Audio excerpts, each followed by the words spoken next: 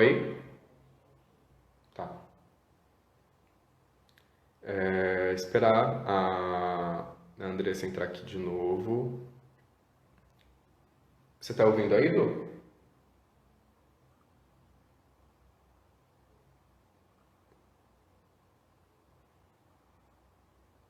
Oi, Jéssica, tudo bem? Jéssica, Jéssica. Aí, a Andressa tá aqui.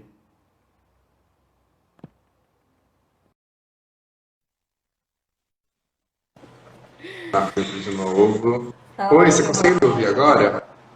Tô ouvindo. Ainda Ah, tá melhor. baixo, mas dá pra ouvir, dá pra identificar. Que doido. Aqui o Dudu tá ouvindo no telefone dele aqui no outro cômodo. Ele disse que o áudio tá saindo ok. Mas vamos tentar. Vamos Eu vou tentar. tentar colocar o fone, Ok, tá? vou esperar. Enquanto ela busca o fone. Enquanto ela busca o fone, vocês vão ficar olhando pra minha carinha, assim, não tão bonita, mas foca nos cachos e acho que é o que importa. Que é a marca registrada do coletivo. O Rafael, ele apareceu. Gente, o Rafael, pra quem tá em Rondônia, ele tá vendendo lasanha e ele cozinha muito bem. Comprem a comida do Rafael, porque assim, ele ganhou meu coração pelo estômago. Não escondo de ninguém, me ganhou pela barriga.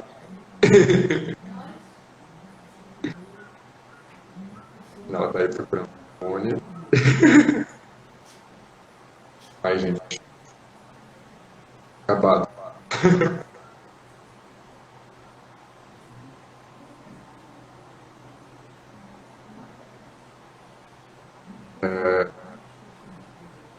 Deixa eu ver. Bom, a maioria das pessoas que eu conheço. O Andy acabou de entrar, oi, o Andy também. Vamos ver Aí, se agora vai. vamos ver se agora vai. Agora Agora vai. vai. Aí, gente. Fala aí, mandou. Oi, oi, tá ouvindo? Agora sim, meu amor. Rosa Ah, Marte. Estou lhe ouvindo. o retorno que estava vindo da minha voz parou. Então acho que era o alto-falante do fone que estava baixo dando retorno. Fica de aprendizado. Olha, chegou. Esse é o nosso terceiro Diálogos da Cena, né? É o terceiro encontro. Primeiro fomos eu e o Rafael, depois a Manara e a Jaqueline. Agora a Andressa e eu estamos aqui. E esse terceiro intercâmbio da cena, ele vai ter um tema que aproxima um pouco as nossas pesquisas, né? Ele vai ter um tema que buscou sintetizar um pouco do trabalho do espírito, que algumas pessoas preferem no meu trabalho, e no trabalho da Andressa também. E a gente decidiu que o tema ia ficar assim, eu vou puxar um pouquinho para o lado, que a gente ia falar sobre os nossos processos, né, de intuição, de percepção, né, no geral, e de transgressão em relação ao gênero. Então eu queria que a Andressa começasse falando um pouquinho, né, sobre o processo pessoal dela e como essas coisas foram se relacionando, como isso surgiu no trabalho dela, e depois, no segundo bloco, eu vou falar um pouco sobre o meu e a minha perspectiva sobre essas coisas e esses atravessamentos também. Ok. Bom, será que eu me apresento? Se apresenta, sim. Tá me ouvindo bem? Estou te ouvindo bem? Fiz uma gambiarra aqui que vocês nem imaginam. Esse celular. Ai, tô tentando tirar o nervosismo, mas vamos lá. Bom, eu sou a Andressa Silva, sou artista aqui da Amazônia Ocidental, em Porto Velho, Rondônia.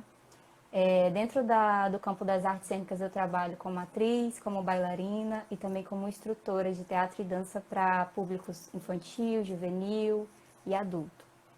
E aí, na minha linha de pesquisa, eu tenho buscado três temas, assim, que de uma forma ou de outra vai me levando para um foco, uma linha de pesquisa. Um deles é o corpo dança, o outro é a mulher ribeirinha e o outro é a violência para o feminino. E nesse último a gente vai falar um pouquinho aqui sobre esse tema que a gente está trazendo, que tem muito a ver. E aí eu separei até umas coisinhas aqui para não me perder. Eu vou falar um pouquinho sobre o meu processo corporal na minha criação artística, né? Como que funciona esse processo criativo. E aí foi uma das coisas que eu conversei com o Mandu, que a gente foi desenvolvendo esse tema. Eu me sinto muito intuitiva nesse processo criativo. Então, eu vejo que, em primeiro lugar, é um processo que eu gosto de trabalhar com a questão da liberdade, então eu gosto de me sentir livre nesse processo, no sentido de experimentar mesmo. Eu penso que é muito pelo meu autoconhecimento enquanto pessoa e minha maturidade que esse processo criativo ele vai se dando, né? Então, nesse momento agora da minha vida, eu sinto que esse processo criativo ele está mais bem resolvido, com mais clareza mental, principalmente. Então, eu consigo ter uma organização mais ou menos de como funciona o meu processo criativo. E deixa eu ver se eu não me perdi. Bom, eu acho que consiste principalmente em quem eu sou enquanto pessoa, enquanto indivíduo. Então, dentro do meu processo criativo vai ter um pouco da minha história, vai ter um pouco dos valores e crenças dos meus familiares, dos meus ancestrais, vai ter um pouco sobre o lugar onde eu vivo, onde eu nasci, e a geografia desse lugar, o clima dele, a música, a cultura, as contações de histórias. Eu acho que tudo isso vai se colocando dentro desse meu processo criativo. E aí, como vocês podem imaginar, ele acaba sendo também muito intuitivo, porque fala muito também sobre quem eu sou. Inclusive, eu gosto sempre de perceber que quando eu estou em cena, quando eu estou colocando um trabalho no palco, eu também estou colocando um pouco de mim. E é uma certa nudez, né? Exige muita coragem, porque é se colocar à mostra mesmo, né? Não inteiramente, mas uma parcela ali tem. Que eu acho que é um pouco do que a gente vai identificando em cada artista, né? Como cada artista é, o seu universo, o seu jeito único de ser. E a intuição, para mim, ela funciona muito como um agente, uma ferramenta muito importante. Eu comecei a perceber que eu usava muito essa ferramenta depois de ter feito muitos trabalhos, assim, depois de ter, entendeu?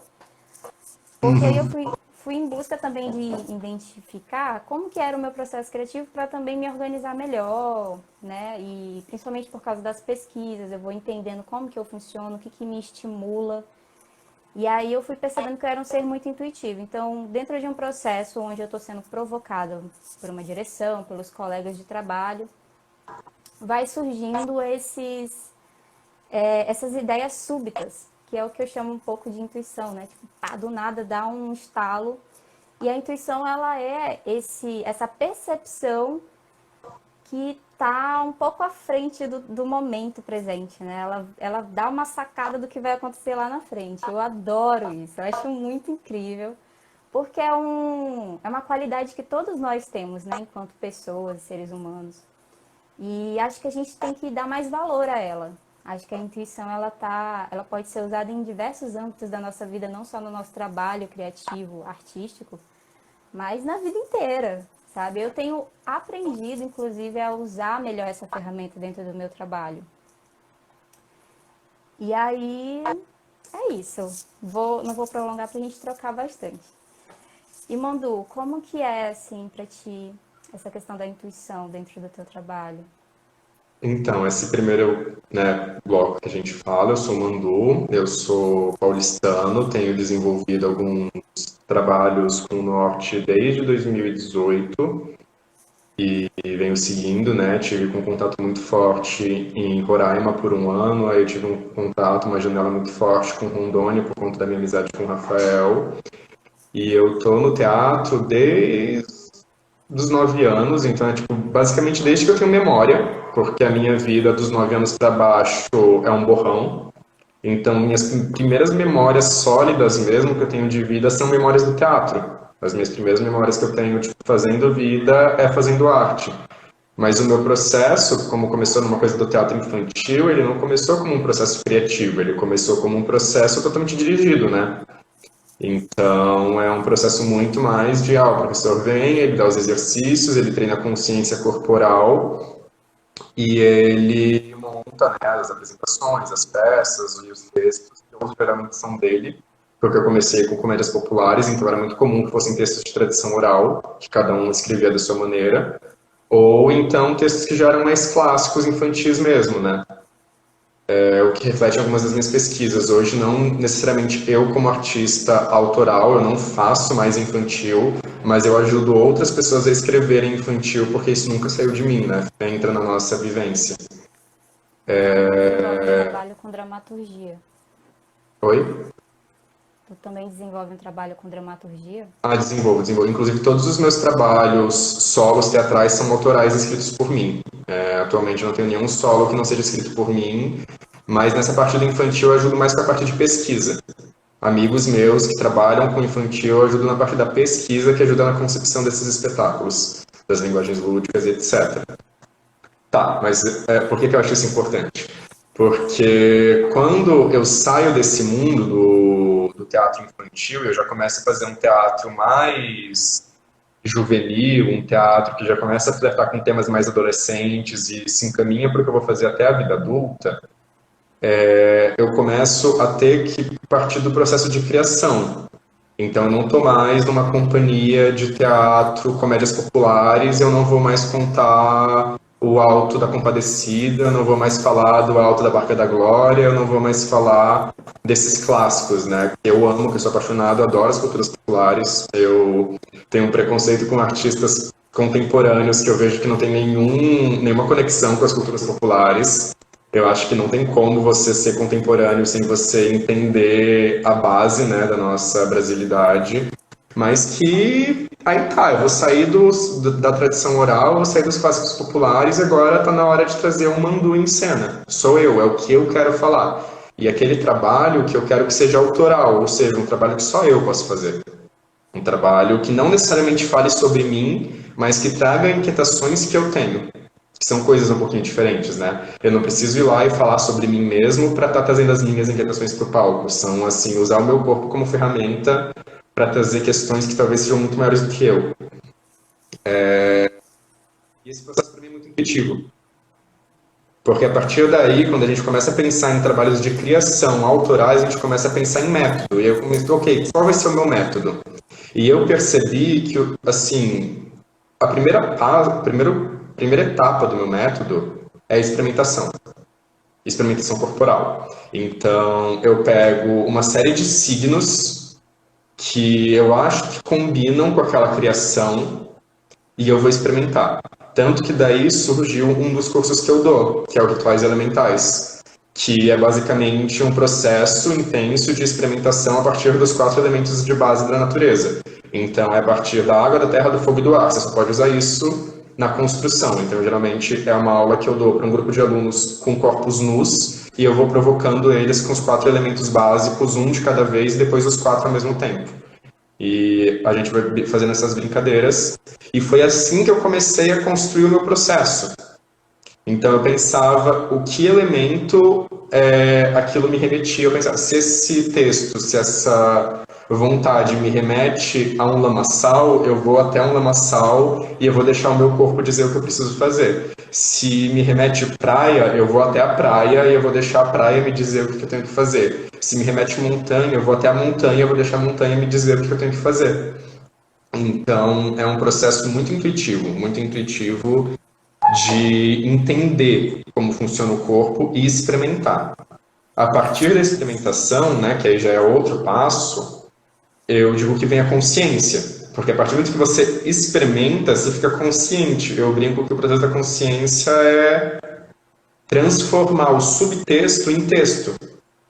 É pegar o que às vezes está implícito e que às vezes não está muito bem organizado para você mesmo e conseguir transformar isso em verbo, conseguir deixar isso claro. Então, só a partir de uma experimentação excessiva eu consigo, né, em relação aos elementos, eu tenho um processo que é mais voltado para os animais, eu tenho um processo que é mais voltado para a energia sexual, eu tenho um processo que é mais voltado para a experimentação da dor física mesmo, da arte de impacto que eu chamo, né, que é você experimentar diversos tipos de dores, níveis variados de dor, etc.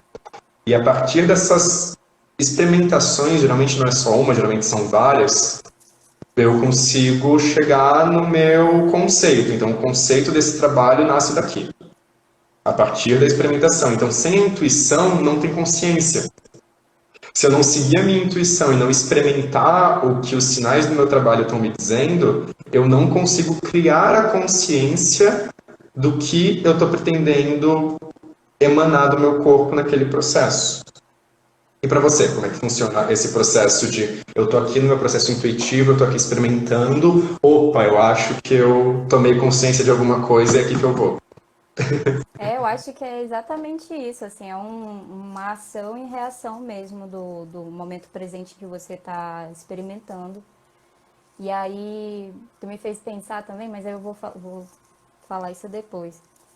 Eu acho que quando eu tô na ação da experimentação, eu nem penso muito, sabe? E eu justamente trabalho isso, sabe? De não raciocinar e deixar aí o que tem muito a ver com a intuição, que não é. A intuição é irracional. E a consciência já é racional. Mas enfim, eu acho que eu fico muito nesse lugar também, de não pensar e ir observando tudo que está acontecendo no momento da experimentação. E aí é legal sempre a parte de anotar depois, para você depois organizar tudo isso. Mas funciona muito assim também esse lugar da experimentação. Como eu sou nova nesse trabalho independente, assim, então eu tô aprendendo a me organizar. Eu me sinto muito bebezinha como artista independente. E também coletiva, né? Mas aí no coletivo eu já estou trabalhando há uns 9 anos, então tem eu já conheço bem a linha de trabalho, como funciona, a dinâmica. Agora, a minha própria dinâmica, né, do meu processo criativo, eu tenho identificado de uns 2 anos para cá. Um ano, vai fazer 2, assim. E aí eu tenho sido muito teimosa comigo mesma sobre a experimentação. Né? Eu fico muitas vezes na parte da teoria, da lógica, e não é. Né? A arte não está muito nesse lugar. Tem a ver, mas não sai daí, não nasce daí. Não, total. Né? Eu achei Eu bem também interessante que no tinha esse rolê do começo, ator cabeção, né? Pensa muito e aí a gente acaba não vivendo o que tem que viver, é muito doido. até na própria experimentação, às vezes você está experimentando, mas está querendo raciocinar e não funciona, não flui. Exato.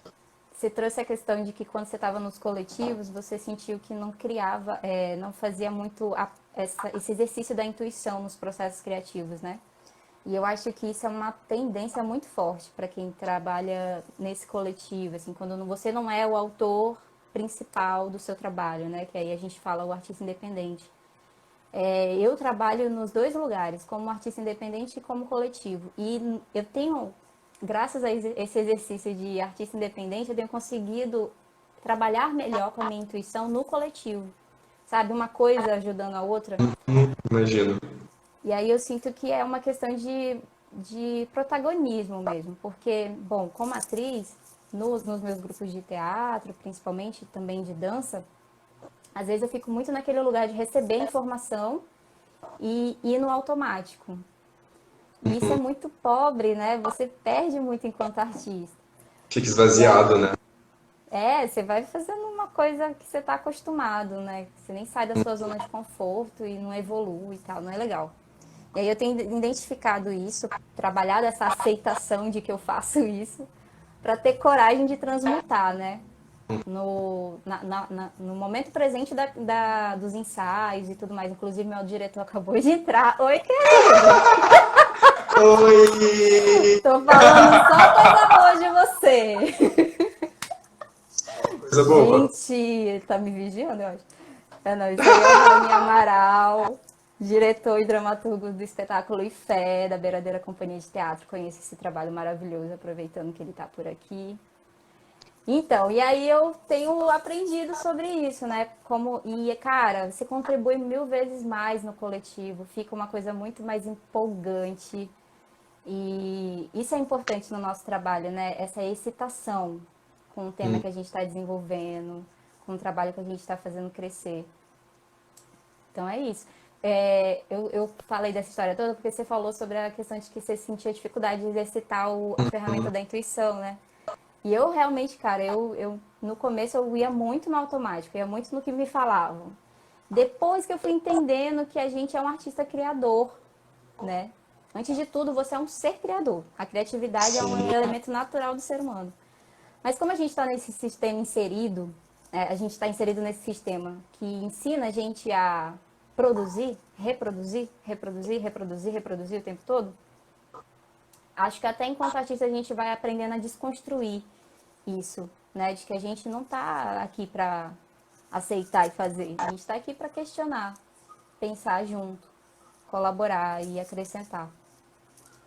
E aí eu acho que a questão da consciência coloca muito isso a gente no eixo, assim, sabe? Quanto mais consciente você tiver, mais você vai estar ligado disso, de que não é no automático, né? Que esse processo criativo ele demanda de um movimento, assim, interno, que tem que estar ligado com o que está acontecendo aqui e agora, tanto você nesse exato momento presente como a gente está aqui agora, quanto também na questão da atualidade, né? O que está acontecendo na nossa, no nosso bairro, na nossa comunidade, no nosso país, no nosso estado, no nosso lugar. Né? Então, acho que a consciência vai dando esse presente pra gente. Eu sinto também, isso.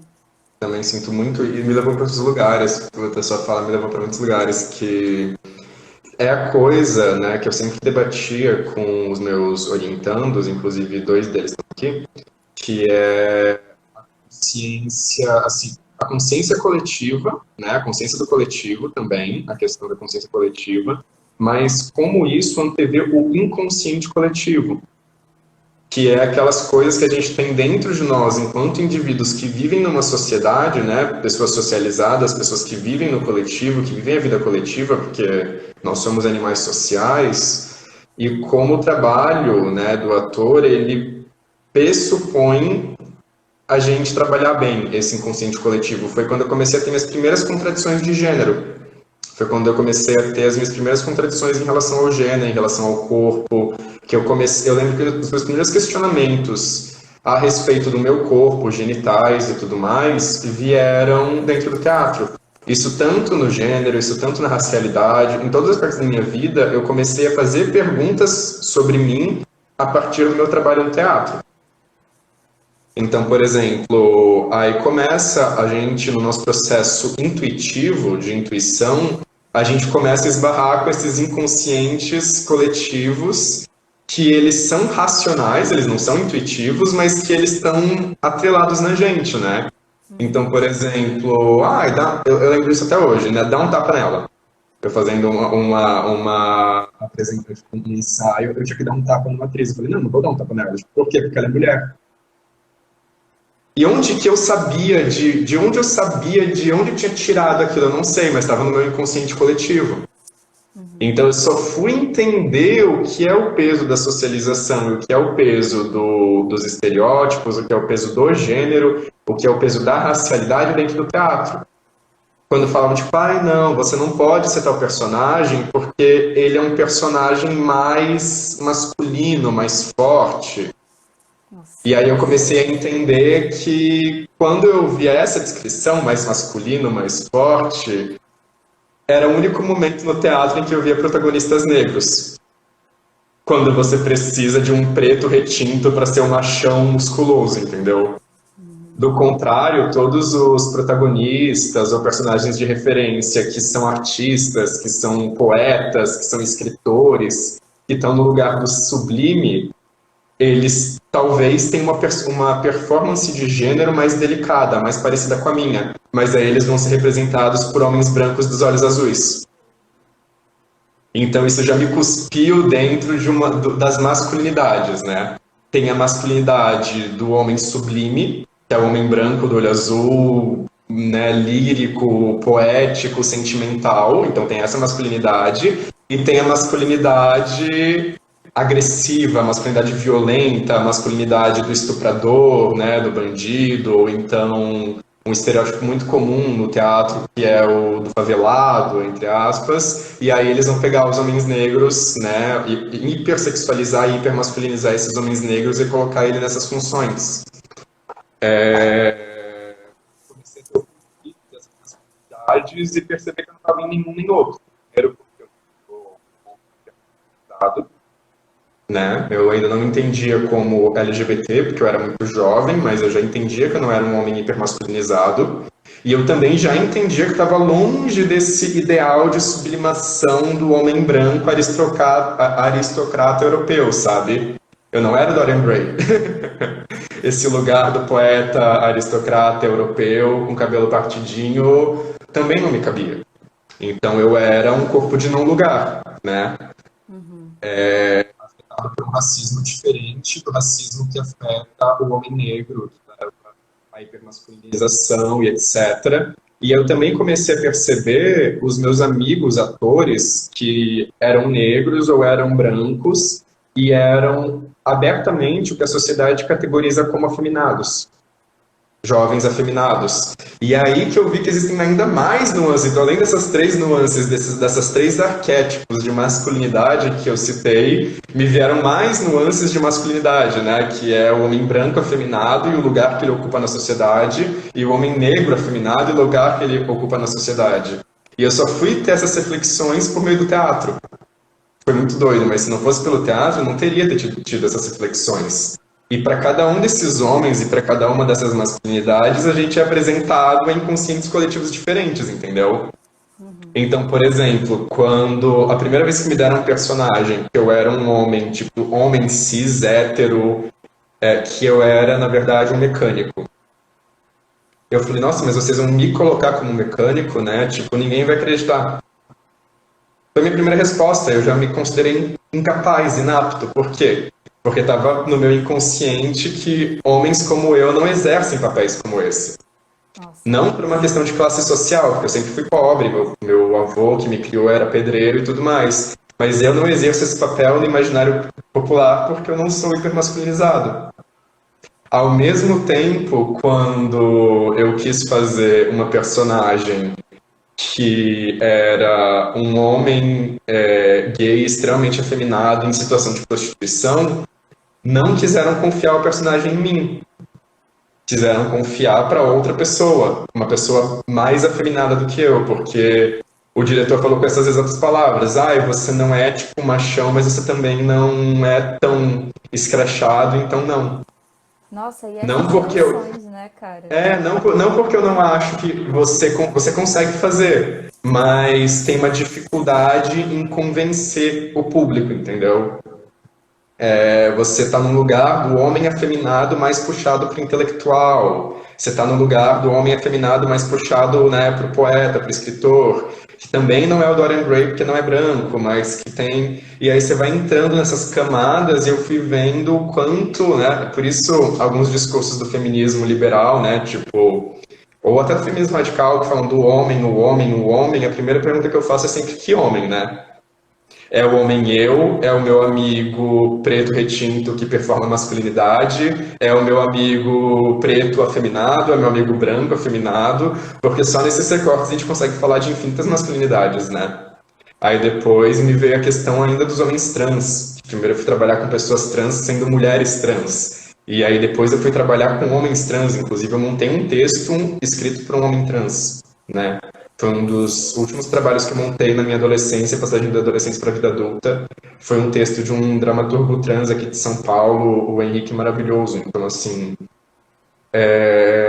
eram muitas overdoses de masculinidade e, por consequência, né, um pouco mais da masculinidade, porque eu, enquanto homem, eu acabei me conectando com essa pesquisa das masculinidades, mas nem preciso dizer que a cada faceta de feminino, de masculino que eu descobri uma faceta de feminino, né? Porque, por exemplo, se eu descubro que existe o homem negro extremamente afeminado e que ele ocupa um lugar dentro do processo do inconsciente coletivo, Do outro lado tem a mulher negra, né, extremamente masculinizada.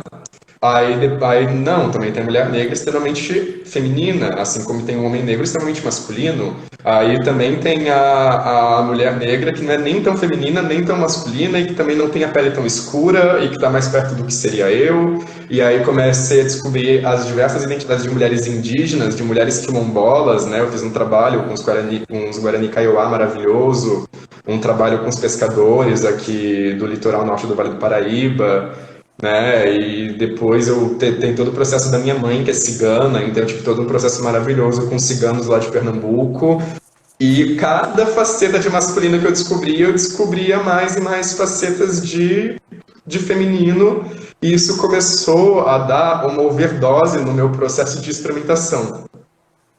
Bem nessa fase, eu estava lendo Yoshida, Grotowski, e vou falar só de teatrólogos, né? E Artaud. Mas na filosofia, eu estava lendo muitos filósofos negros, muitos filósofos hindus, muitos filósofos amarelos. Mas no teatro eu vou falar especialmente do Grotowski, do Artaud e do Yoshida. Estavam debatendo muito a questão do ator experimentador, o ator que tem que experimentar e do ator que tem que não saber falar não, né? Isso, inclusive, é uma coisa que eu tento impor muito. Nossa, eu tento impor muito para os meus orientandos. Gente, eu sei que às vezes é até violento com a gente mesmo, a gente falar sim para coisas que a gente nem quer falar. Mas pensa que a gente tem que dizer esse sim pelo menos uma vez para depois não dizer nunca mais na vida, entendeu? Sim, digam sim, experimentem sim. No tempo de vocês, mas experimentem o sim, deem o sim, porque se vocês não experimentarem, vocês não vão conseguir fazer. Se você nunca experimentar, você não vai conseguir fazer. Você vai ter que experimentar tudo que seu corpo pode fazer. Então, se um propositor te dá um impulso, faz. Você pode achar a coisa mais horrorosa da sua vida, mas faz. Entendeu? É claro que, né, isso daí tudo, aí a gente tem um debate mais profundo de faixa etária e de tudo mais, mas eu tô falando que nós estamos falando de adultos, né, que estão num processo de descoberta juntos e num processo coletivo. Então, assim, eu comecei a questionar, mas como eu posso ser criador e como eu posso ser desprendido de nãos e explorar todas as minhas potências se eu, desde o berço, eu estou sendo construído com imagens e arquétipos de um inconsciente coletivo. Então, a minha experimentação já não nasce corrompida? Nossa. Aí surtei, né? Aí eu surtei. Não, eu fiquei na minha cama 3 dias deitado em posição fetal, entendeu? Também, E eu né, e a minha mano? melhor Olha a junção de caras que tu tava lendo, no mínimo. Não, e assim, a minha melhor amiga entrou na mesma construção, assim, como é que eu vou me dedicar à experimentação, sendo que tudo que existe no mundo, né, desde o berço, está sendo pré-construído na minha cabeça. Então, até onde a minha intuição, ela não está viciada pelo inconsciente coletivo. E aí que a gente foi cuspido dentro do pensamento anticolonial, decolonial e pós-colonial, né? Que levou a gente a um outro entendimento de gênero, né? Que é o gênero construído numa sociedade de classes europeia para a divisão social do trabalho. As mulheres fazem o trabalho não pago e os homens fazem o trabalho pago. As mulheres fazem o trabalho doméstico e os homens fazem o trabalho paradoméstico. Que está intimamente ligado à racialidade. Porque se tem os trabalhos que as mulheres não vão fazer, né? Tipo, então as mulheres fazem o trabalho reprodutivo, o trabalho não pago. Mas tem que ter os homens e as mulheres negras para fazer o trabalho escravo, que é aquele trabalho no qual nós não vamos arriscar as nossas esposas. Entendeu? Então, esse entendimento de uma sociedade construída, ele foi libertador para a gente, porque ele fez a gente entender que todas essas criações do inconsciente coletivo, elas tinham uma origem comum, que é a divisão social das funções, não só do trabalho, né? A gente fala do trabalho, mas é de todas as funções sociais, né? Espaços masculinos, espaços femininos, espaços brancos, espaços negros, espaços ciganos, espaços não ciganos, espaços indígenas, espaços não indígenas, espaços cristãos, espaços não cristãos, e toda a segregação social construída para que essas pessoas estejam hierarquizadas. Ok, que quando você tem contato com isso tendo 16 anos, talvez a sua vida acabe. Mas se a sua vida não acabou, você vai entrar no processo que eu entrei, que é o processo da transgressão. Então, eu acho que a passagem da consciência para a transgressão vem um pouco aí.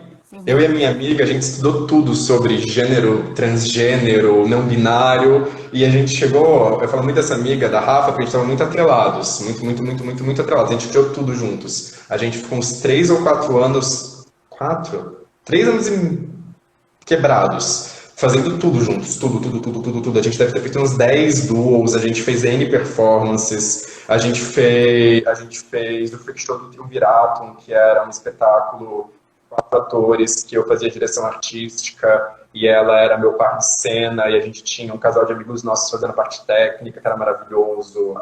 A gente teve a experiência de ser... Oi? O nome dela?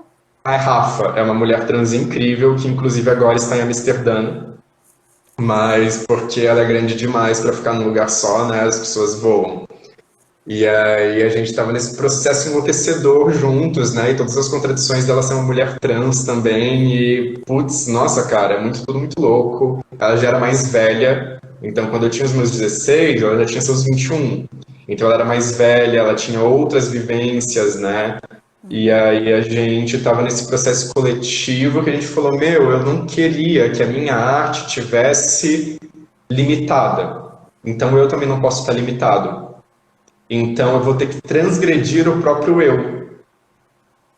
Eu vou ter que transgredir o próprio eu, só assim a minha arte pode ser descontaminada.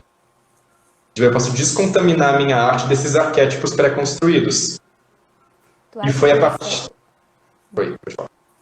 Tu acha que nesse lugar da transgressão cabe bem essa busca pela desconstrução de si? Total, né? Porque aí você começa a pensar...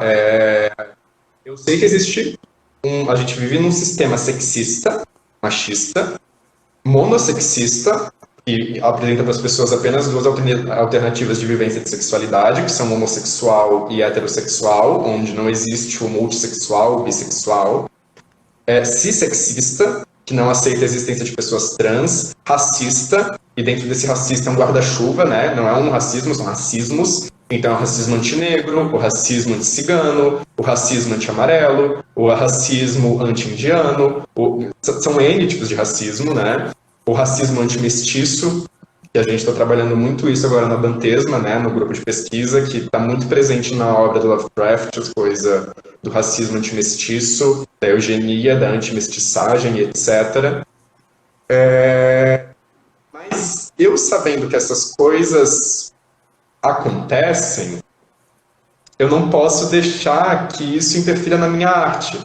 Senão eu estou deixando a minha arte ser moldada por essas vazões. Então, por exemplo, quando alguém fala, mas você não pode simplesmente dar um tapa na cara da sua atriz no meio da cena, porque isso reforça a lógica machista da sociedade. Eu falei, a sua fala também reforça a lógica machista da sociedade. Porque aí você começa a pautar as relações das pessoas com base na lógica machista da sociedade. Se você sair dessa lógica, talvez a minha cena faça mais sentido para você. Então, por exemplo, é muito doido, né? Porque eu lembro de que uma vez eu estava numa sala, e a gente estava numa rodinha, e aí o exercício era... Todo mundo aleatoriamente formava duplas, e a gente tinha que ficar estapeando a cara um do outro. E a gente era para estapear mesmo. E era para ser cada vez mais forte, cada vez mais forte, cada vez mais forte. Chegou um momento que... E era um ensaio aberto. Chegou um momento que uma menina cuspiu sangue pro lado e voltou para dar o tapa no cara que tava fazendo com ela, como se nada tivesse acontecido. E, as pessoas não reagiram bem. As pessoas ficaram horrorizadas. Os coletivos feministas ficaram horrorizados. Aí eu parei, eu pensei, eu olhei, eu falei, eu entendo as críticas de vocês. Eu só não tenho pretensão nenhuma de mudar meu jeito de fazer as coisas porque vocês querem. Porque vocês estão querendo transgredir uma lógica de opressão que eu não estou dizendo que não existe, só que vocês estão querendo transgredir se guiando pelos mesmos parâmetros. Né? Foi quando eu estava muito mergulhado dentro da literatura do Artaud e eu cheguei à consciência do Dionísio indefinível. Porque o que é o Dionísio? Não é um deus, né? Dionísio, diferente dos outros deuses, não é um deus, ele é um estado, ele é mais próximo do Buda, é um estado, não uma coisa, não uma pessoa, do que de uma divindade. O Dionísio, tanto que Dionísio significa homens de Dionísio. Além de brincar com as coisas de Dionísio é homens de Dionísio. Então Dionísio é homens dele mesmo, né? E a gente entende que esse homens não é só homens, né? As mulheres também estão aí dentro. E aí a gente começa a entender, tipo, se você define Dionísio como homem, você está errado. Se você define como mulher, você também está errado. Se você define como cis, você também está errado. Se você define como trans, você também está errado, porque Dionísio, ele seria o corpo sem órgãos. E o corpo sem órgãos, ele é justamente, você não chega. Então, se você acha que você chegou na definição, você está errado. Porque você não chega. Você não chega. Assim, eu tenho essa leitura, que é uma leitura deleuziana da obra do Arthur. O corpo sem órgãos, você não chega. Então, eu acho que... O que o Lacan traz, que é... Eu não conheço muito sobre o Lacan, vou citar uma coisa que ouvi em alguma conversa, tal, que ele define... ele tem uma frase, parece que é bem polêmica, que é: a mulher não existe. Mas aí, quando ele fala isso, não é que... É muito... eu vou até tentar explicar, tá, gente? A mulher não existe, ele vai falar a mulher. E aí, o que é isso? É aquele ideal de mulher, né? Que a gente também pode colocar na questão do homem. O homem não existe, que é esse ideal. Então, quando você traz essas questões, eu lembro dessa frase porque é que não existe a mulher, né? Não existe o homem. Eu concordo com o Lacan nesse sentido. Eu acho que existem as, e muito além dessa determinação de mulher e homem. Não, Que é um total, pouco né? do que tu tá trazendo, né? Que não tem essa definição. Sim, até porque eu acredito, dentro de uma estrutura, por exemplo, eu já tive contato com povos indígenas que têm 4 gêneros. Gêneros, se a gente for chamar de um jeito eurocêntrico. Tem povos que eu sei que tem 7 gêneros, eu nunca conheci, mas eu sei que tem. O Zuaral, que eu trabalhei bastante tempo com eles, né, eles têm as Tidauínas. Que aí todo mundo fica, a Tidauína seria o equivalente à nossa mulher trans, a Tidauína seria o equivalente à nossa travesti, mas para mim a Tidauína é só Tidauína. Porque são as definições deles, entendeu? Não as nossas. E a gente tem que parar de pensar que a cultura branca ela é definidora do mundo, que a gente consegue nomear absolutamente qualquer coisa a partir dos nomes que os brancos inventaram para as coisas. Então, tipo, essa coisa de a mulher não existe do Lacan é engraçado, né? Porque eu tenho uma leitura parecida que é a questão do a mulher não existe. Para começar, porque mulher é uma convenção social inventada para ser antítese do significado de homem. A gente sempre cria as coisas em antíteses, né? A gente cria o trans em antítese ao cis, a gente cria a mulher em antítese ao homem, a gente cria, e assim vice-versa, né? O não branco em antítese ao branco. E essas coisas não param de se retroalimentar. Então, tipo, para mim a transgressão, para mim, né? Isso é muito eu, ela só é completa quando eu consigo fazer, né, tipo, dentro do espaço da minha criação artística, com que tudo que existe dentro dessas lógicas de poder não seja mais determinante. Então, por exemplo, já fizemos uma cena em que um amigo meu, que é negro, ele ficava pendurado de ponta cabeça e ele era chicoteado. E aí as pessoas, nossa, mas você está reforçando toda uma imagética racista. Mas essa imagética ela já está no seu inconsciente. Eu posso até fazer de conta que a gente faz de conta que nunca existiu isso na história, mas não vai mudar a verdade. E o contexto aqui é outro, né? Era um espetáculo que a gente montava no nosso galpão como se fosse um cabaré BDSM. Então era um cabaré fetichista. Era um espetáculo bem pesado, tratava sobre suicídio, inclusive a gente mergulhou bastante na questão da prostituição, do suicídio, dos bares LGBT em São Paulo, né? A gente colhia vários relatos de pessoas em situação de prostituição, a gente colhia vários relatos de drag queens que trabalhavam na noite. A gente começou a pesquisa com profissionais da noite. Tanto a pessoa que está voltando do turno da madrugada do trabalho dele, seja no telemarketing, quanto a pessoa que está montada de drag num bar, entendeu? E aí, as contradições do mundo são infinitas. Se a gente for pensar em tudo que já está significado dentro do contexto social, tudo tá. A questão é como a gente modifica isso, né? E aí a gente vai reconstruindo. Então, para mim, a transgressão, ela está muito além. Tipo, eu não dar um tapa na cara da minha atriz em cena não desconstrói a lógica machista à mesma medida que não reforça. Ao mesmo senso de que eu colocar uma cena de estupro num filme, por si só, nem fomenta, nem desconstrói a cultura do estupro. Para mim, essas transgressões, elas têm que vir de um lugar mais profundo, que é entender o cerne da questão e das identidades que são construídas e de como a gente está além dessas construções identitárias, né? Tipo, como eu consigo, dentro de uma lógica, me ver apartado desse sistema. Porque, para mim, mas isso também vem muito da minha literatura marxista. Se eu quero acabar com o sistema, se eu quero quebrar um sistema, eu tenho que apresentar para as pessoas uma realidade possível onde as verdades do mundo não sejam ditadas por esse sistema. Se eu for pautar o que eu posso e o que eu não posso fazer dentro da minha arte pelo machismo, pelo racismo, eu não vou fazer nada.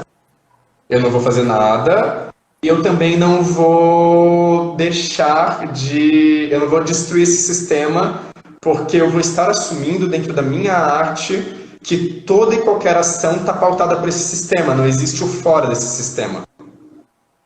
E eu acho que isso acaba sendo contraditório com a própria militância, né? Então, eu não estou dizendo que é um caminho fácil também. Óbvio que aí é muito importante. Então eu vou fazer aquele blackface porque está liberado, entendeu? Ou então eu vou arrancar a roupa da minha atriz só para objetificar o corpo dela e atrair uma multidão de homem punheteiro, entendeu? Não é esse o lugar. As pessoas que estão nos ouvindo, principalmente se tiverem homens e homens brancos aqui, não se façam de desentendidos, né? A gente está debatendo de contextos muito mais profundos do que isso. Não é o comercial da escola que a gente está falando. A gente está falando a partir do momento da criação artística que eu não posso, por exemplo, ser, a Lorde, que chega e fala: Lana Del Rey, ela é um péssimo exemplo e mulheres não deviam ouvir ela em hipótese alguma, mulheres novas não deviam ouvir ela em hipótese alguma e rádios não deviam tocar a música dela. Por quê? Porque ela escreveu uma música falando que quando o ex-namorado batia nela, ela sentia como se estivesse sendo beijada. Mas é uma sensação e é válida. Não importa se é certo ou errado, mas é uma sensação e ela sentia. E se eu quisesse transformar isso numa performance, numa pessoa que está tipo numa roda, uma mulher que está numa roda e levando um monte de tapas e ela se sente, não vou usar nem a palavra bem, mas ela só consegue se sentir um ser existente no contato da dor. A gente pode colocar isso com uma pessoa que é tipo masoquista no nível patológico mesmo. Uma pessoa que é masoquista. Então a gente não pode representar essas sensações na arte só porque a gente está reforçando uma suposta lógica que foi construída antes da gente nascer. Mas essas pessoas existem, elas têm sentimentos de verdade, e isso precisa ser colocado. E às vezes, só através desse processo de falar e de mostrar esses sentimentos dentro da arte, a pessoa consegue superá-los. Pelo menos eu acredito muito nisso. Eu tinha uma amiga que ela tinha um problema sério, ela era ninfomaníaca, tipo, real mesmo. E só depois que ela trouxe isso para o palco, ela conseguiu, de fato, trabalhar aquilo nela, entendeu? Eu já tive amigos e amigas que tinham eu mesmo tenho N problemas, né, de natureza psicossomática, ansiedade, depressão, né, tive problemas de depressão infantil, enfim, não cabe dizer agora, mas que eu já coloquei em cena coisas que eram muito pesadas, muito pesadas. E assim, se eu não tivesse feito aquilo, eu não teria conseguido superar. Porque a partir do momento que eu trago aquilo para o meu corpo e eu consigo mostrar aquilo para as pessoas num estado de nudez, ou seja, eu não tenho mais medo de me mostrar por inteiro, eu entendo que aquilo é real. Se eu entendo que aquilo é real de verdade, que aquilo é material, que aquilo é tangível, eu ultrapasso. É diferente de Deus, né? A gente... aceitação, né? E a gente não, é igual Deus, a gente não consegue superar a ideia de Deus porque ele é intangível, então a gente não consegue ultrapassar porque não é físico. A gente não consegue, a nossa sociedade tem essas limitações por isso que esses sistemas, eles duram tanto, porque a gente tem dificuldade em ultrapassar esses sistemas porque eles são ideológicos, não físicos. E aí ultrapassá-los exige uma força muito grande, porque é mais fácil ultrapassar o que a gente tem físico, entendeu? Uma barreira física. Então, às vezes, tornar esses processos de violência que você tem internizados dentro de você numa realidade física pode ser uma forma da pessoa ultrapassar aquilo. Não significa que é a única. Também não significa que a gente está transformando teatro em terapia. Mas é válida. E se eu me sinto num processo pessoal, quando eu digo que apanhar do meu ex-namorado fazia eu me sentir como se eu estivesse sendo beijado, você não pode dizer que a minha música não devia tocar na rádio, porque isso vai ensinar meninas que apanhar do namorado é bom, entendeu? Isso é uma leitura muito reducionista do mundo. Isso é uma leitura pobre de mundo. E ela não é revolucionária, ao contrário. Ela só reforça que tudo que é expresso está submisso a um sistema e que não existe nenhum sentimento puro e autêntico longe daquilo. Mas acho que eu já falei demais. Eu também queria entender as suas noções de transgressão, mas para isso eu acho que a gente tem que começar outra live pra gente salvar essa daqui e começar mais uma pra você poder falar sem medo de acabar, entendeu? Porque ela só dura 1 hora a live, eles vão cortar a gente, Eu vou começar outra aqui, você entra e você fala. Porque eu quero muito te ouvir também. E pessoal, entrem de novo, porque agora é a vez dela falar das transgressões dela. Depois dessas, hein? Ai, gente, oi. É incrível, né? Só as lives que tem eu no meio que vão ter segundo bloco, porque eu falo muito, mas a gente consegue. Esperar o pessoal entrar, esperar a Andressa entrar aqui também. Preciso beber uma aguinha.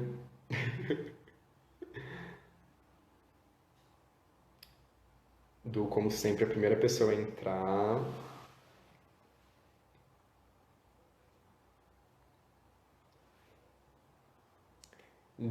Flávia Diniz, eu acho que estava aqui já. E o Marcos está aqui de novo. Obrigado, gente. Que fofo vocês aqui, todos vocês aqui. A Jess está aqui de novo. Obrigado, gente. Nossa, é muito bom ter vocês aqui. A Andressa chegou.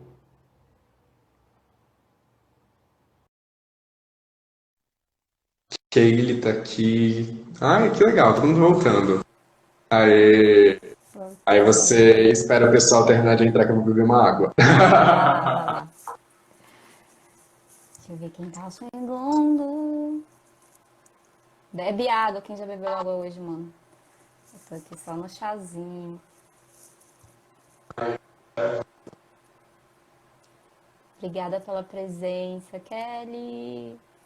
Kelly Lima, maravilhosa, diretora do Gaia Núcleo Artístico.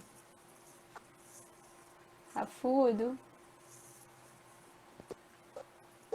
E aí, Flávia? Saudade, ó, mano. Quando puder frequentar os bares dessa cidade. A gente vai compensar todas essas lives em bares. Ai, por que não? Regina, maravilhosa, obrigada pela presença, Rê. Oh. Eu quero. Mano, é no neguinho mesmo que eu penso, ó. A gente já faz acompanhamento do churrasquinho. Ai, gente. Eu preciso sair do mundo das lives e pro mundo das lives em outro sentido, entendeu? E pro mundo dos vivos. Que são os bares, amor. A live, ela é inspirada nos bares, entendeu? Antes das lives. Ai. Vamos lá, então. Bloco 2. Vai, Mandu, manda.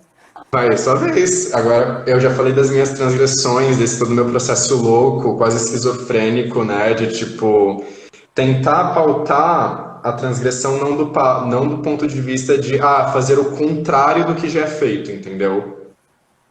Tipo, então a mulher é representada como fraca, então a partir de agora eu só vou representar mulheres fortes, entendeu? Como se mulheres frágeis e fracas de fato não existissem ou fossem menos válidas e não devessem ser representadas, entendeu? Sim. Ou tipo, então como... E aí vem os seducionismos, né? Inclusive eu gostei muito de, tipo, um filme aleatório de super-herói que eu vi recentemente, que era o Aves de Rapina, que tinha um vilão homossexual. E, tipo, ele era um sádico, psicopata, fudido e homossexual. E eu gostei dessa codificação, porque algumas pessoas falaram, né, tipo, você está estigmatizando ainda mais uma comunidade que já é estigmatizada. Eu já penso, não, que legal, mais uma faceta possível para um homossexual, porque quem disse que homossexual só gosta de dançar Lady Gaga e fazer vogue no bar, entendeu? Essa visão de mundo também é reducionista. Pessoas existem em infinitas configurações, né? Eu penso as transgressões um pouco desse ponto, de tipo, tá além dos juízos de que é incomum, deve ou não deve, entendeu? Tipo, pensar as coisas de um ponto de vista outro. Eu só pauto as minhas coisas pela verdade. Se for verdade pra mim, se eu acreditar naquela existência, eu acho que ela merece ser encenada. Mas aí eu queria Eu acho entender que os seus processos de transgressão, entendeu? eu acho que os meus trabalhos vão muito por esse lugar aí, de acreditar, de ver verdade, sentido, significado para mim, em primeiro lugar, para o outro e para o todo. Né? Então eu tenho um pouco de. Até pela minha experiência de ter feito alguns trabalhos que depois eu não gostei do resultado, eu fui Sempre, quem nunca. aprendendo. Gente, acontece muito. Mas eu fui entendendo, assim, né? Esses limites que a gente tem que impor. E um deles é de questionar. Quando você é convidado a fazer um trabalho, eu gosto principalmente de ler o texto, de ouvir a proposta do diretor, ou do grupo, ou do provocador, e entender para onde a gente vai, né? Qual é o nosso objetivo. Mas isso é de uns tempos para cá. No meu começo, então, quando eu comecei a fazer teatro com 17 anos. Então eu já não era tão criança, mas ao mesmo tempo eu venho dessa realidade aqui, né, Mandu? Porto Velho e Rondônia. Não, eu tô pensando E, nos hormônios, tipo, começar a fazer teatro com os hormônios lá gritando. amor! Olha, eu já ia falar uma coisa, mas deixa pra lá. Eu tô com meditar aqui. Ainda bem que eu tô no chá da Desculpa, camomila. eu não consegui não interromper, porque, assim, Exatamente, infelizmente, querido. Você né? entendeu, né? Eu tava lá desde pequenininho jogando minha energia pra fora. Se eu tivesse esperado os 17 anos pra começar a me. Cara, não, eu entrei com tudo. A bicha foi. Mas é também que o teatro ele me convidou, assim. Eu sinto que ele me chamou, porque eu realmente era muito aleatória a consumir cultura, consumir artes aqui na minha cidade. Eu fui uma filha, assim, uma filha sem irmãos, né? Então eu fui. Tenho alguns irmãos de consideração, mas foi até os meus 6, 7 anos. Não, minto, até os meus 11 anos. Mas passei a adolescência toda como filha única dentro de casa, com a mãe solo e tal. E aí, mãe solo, né, mano? Tipo, pilhada, assim, não vai sair, não vai porque é perigoso, e não sei o que, perigoso, parará. Então, fui criada em casa, dentro de casa. E o meu refúgio maior era a televisão, infelizmente. Eu sou aí uma pessoa que assistia muito filme, assistia muita novela. Então, até os meus 17 anos, a referência de teatro, de arte, era o que eu via na televisão. E eu não tinha internet, né? Não tinha computador naquela época. Assim, acho que eu fui ter computador com 15 anos. Era outra relação com a internet nessa época, a minha relação com a internet. Então, quando eu fui convidada pelo teatro a começar a estudar a linguagem, com 17 anos, foi muito por acaso. Eu estava gazetando aula, estava passando ali no Teatro Banzeiros, quem é de Porto Velho vai identificar. Estava gazetando aula com uma amiga maravilhosa que também estudou o curso, a gente conseguiu entrar juntas. E aí a gente passou pelo Teatro Banzeiros. E aí a gente, como assim? De onde, né? Teatro? Tem teatro em Porto Velho? Olha o meu pensamento. E aí a gente entrou para beber água, pegar água de graça no filtro. A gente descobriu que era um órgão público, né? Vamos lá pegar água. E aí o cartaz lá mostrando ponto de cultura, ponto de início, de 2011. Esse projeto, infelizmente, ele durou só 2 anos aqui em Porto Velho, mas quem teve acesso a ele, das pessoas que eu tenho contato até hoje, foi transformador. Foi na época que a gente tinha o Ministério da Cultura no O Brasil. Gil. Era o Gil maravilhoso. O Gil volta, pelo amor. Volta não, né, que ele vai, porque assim, não dá. Né? Vamos melhorar Volta, mesmo a volta, situação. volta. Saudade do Mano, meu eu ex. sou fruto desse projeto, entendeu, gente? Eu sou fruto disso. Eu só tô aqui enquanto artista agora, conversando com você, trocando ideia, pá, porque eu tive essa oportunidade, né? Totalmente gratuito o curso era de duração de 1 ano, muito massa, que possibilitava o DRT, então já te colocava no caminho para trabalhar mesmo dentro do mercado. E aí eu fui identificando isso, né? Me inscrevi no curso. A primeira coisa que eu fiz quando eu cheguei em casa, depois desse dia que eu vi essa propaganda lá no Teatro Banzeiros, foi pesquisar no Google o que é teatro, para você ter uma noção. E aí eu fui identificando, então teatro não é aquele negócio de novela, filme, não, é outra coisa. O ator tá no tablado, tá no palco de madeira, tal. Então assim, maninho, crua, crua, crua, crua. Não sei nem como que eu passei nesse babado aí, porque foi uma concorrência forte, foi umas 200 e poucas pessoas. E aí eram 32 selecionados e dentre eles lá estava eu, só a fim de fazer, só a fim de me jogar, sabe? Eu sou muito intensa e era isso. E aí deu certo, né? Porque eu fui me redescobrindo enquanto ser e fui entendendo que eu tinha muito amor por aquilo, de um jeito que eu não sei explicar, não me peçam para dizer por que eu escolhi essa profissão, eu não sei. Eu só sei que eu não consigo pensar em outra forma, sabe? Hoje em dia eu tenho outros pensamentos, né, sobre o teatro e eu vejo ele como uma linguagem muito importante e fundamental para a gente. E ele tem um significado e uma importância, cara, inegável, assim, sabe? A arte, ela é fundamental na vida do ser humano. E para mim foi isso, ela me transformou e me transforma até hoje. E eu me permito, eu me abro, eu recebo. Porque, cara, não dá mais para ficar tendo a mesma cabeça de anos e anos e séculos passados, gente. A gente tem que transgredir. Eu gostei muito dessa palavra, veio muito a partir da provocação do Mandu para fazer a live. E eu pensei justamente nisso, assim, como que eu tenho me comportado como uma transgressora, né, uma criadora. E eu acho que aí eu fui identificando, fui entendendo que o transgressor ele é esse ser que ele inventa e ele parte desse lugar onde não se repete uma coisa que já fez, ou seja, ele vai provocar algo novo, ele quer saber de outra coisa que ninguém pensou antes, que se aproxima aí pelo original, né?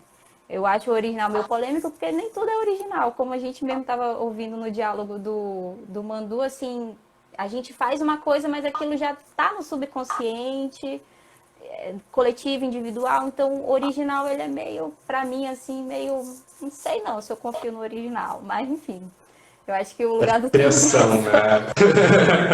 É tipo a o palavra lugar do, criar, né? Inventar.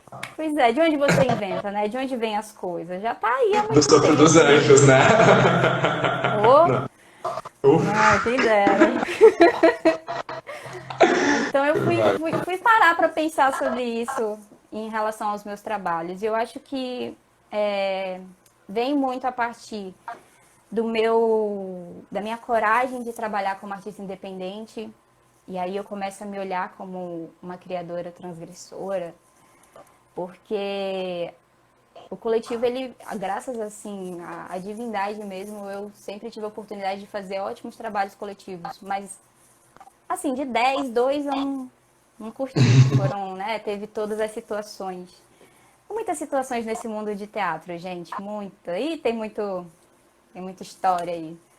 Então, mas por onde eu passei e me acrescentou, eu fui entendendo que é isso, a gente tem que sempre se colocar nesse lugar enquanto artista criador. Então, se você é bailarina, se você é artista plástico, se você é desenhista, você tem que se colocar nesse lugar como criador, senão você fica nesse lugar confortávelzinho que nada tem a ver com a arte.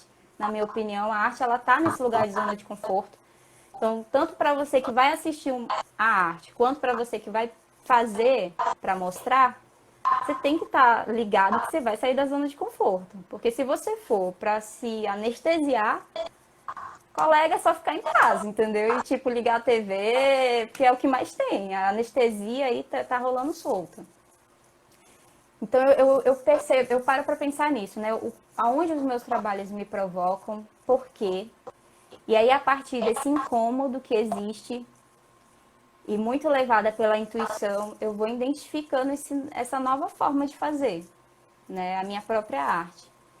E nisso, cara, vai tanta coisa, sabe? Vai um autoconhecimento, porra, assim... Oh, meu Deus. Ah, de 8 horas. Tem criança aqui não, né, colega? Tava falando de bar, não tem criança aqui não. Mas é isso, assim, né? Eu vou entendendo o que me incomoda. Mas eu acho que é também... para eu fazer o trabalho de uns anos pra cá, acho que depois dos meus 22, eu comecei a entrar nessa energia de sempre fazer a partir daquilo fazer um sentido, daquilo ter uma verdade, como você disse, né? Daquilo me incomodar. Hoje em dia eu procuro pensar principalmente dessa forma. Por que me incomoda? Por que me dói? Porque aí é uma questão minha também, né? Que eu preciso resolver comigo mesma. E por que incomoda o outro? E por que incomoda o todo? Eu achei muito massa o tema, porque a gente vai falar de gênero é falar de incômodo, cara. Estamos aí numa sociedade, porra.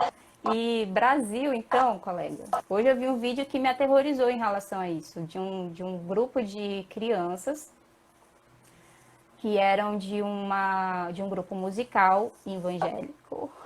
Nada contra o evangélico, gente, tá? Mas é só algumas questões que a gente tem que repensar mesmo.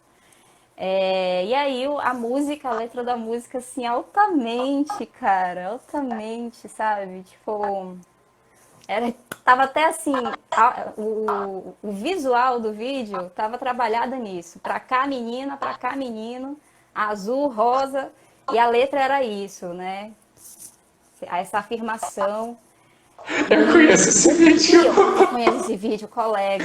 Conheço. Pelo amor de Cristo, mano. Como é que a gente Mandaram pra denuncia gente. isso pra A gente Jesus trabalha Cristo? com criança, Cara, mandaram conversa pra com essa gente. galera. Não dá, velho. Não dá. Porque assim, não é... A conta do psiquiatra dessas crianças quando elas chegarem na Eu pensei adolescência. nisso, cara. Eu pensei Essas nisso, crianças estão chegando na adolescência tão lelé da cuca. Não, e nesses tempos em que a gente tá, tipo, século XXI, cara. Mas enfim, a gente sabe que isso aí não é só ali, né? E aí o pior não é nem essa... Porque assim, você se identificar com uma coisa, porra, maravilhoso. Agora você impor ao outro e gerar um sofrimento, cara, e gerar trauma, e gerar, E sabe? tratar Não. como, e tratar como se fosse natural, né? Tipo, ai, não, mas assim, eu gosto e isso é natural. Gente, o E que é tem que... natural? O que é Nossa, a natural? letra era muito ruim, meu Deus, tô lembrando agora. Essa coisa de, tipo, Era ai, natural, né? Eu sou assim, fui feito assim pelo que. Gente, ótimo, você pensa isso, assim, mas quando vai pro outro, não, não, não vai, isso colega. supera, né? Tipo, esse discurso de natural, tipo, ah, é natural. Gente, o que é natural? Qual é o crivo pra você decidir qual é natural, sabe? Qual é o genes de gosto de rosa, né? Tipo, qual é o gene gosta de rosa e o gene gosta de azul, entendeu? Qual é o gene gosta de meninas e qual é o gene gosta de meninos, entende? A gente enquanto raça mesmo, quando eu falo raça aí já é raça humana, a gente tem que superar esse biologismo como se, então é natural. Esse e vários outros, porque. E aí eu acho que a gente continua nesse lugar da transgressão. E aí você não precisa nem ser artista para transgredir sua arte, sabe? A gente está aqui falando disso, mas leve isso para você enquanto tudo, né? Enquanto filho, enquanto pessoa, como você se identifica. Vamos colocar isso como provocação, inclusive, nessa live, né? Como que você se vê em relação à sua vida? Como você sente que você... Aonde você sente que você transgride na sua vida? Sabe? Porque eu acho que a gente tem que se colocar nesse lugar para sair de algumas coisas que estão fazendo muito mal para o mundo inteiro. Né? Né? Isso é Porque provocação para as pessoas pararem também de se pensar como universais, né? Principalmente, tipo, quem tá numa posição de maioria, por exemplo, tipo, homens, né, homens brancos, pessoas brancas no geral, tipo, etc.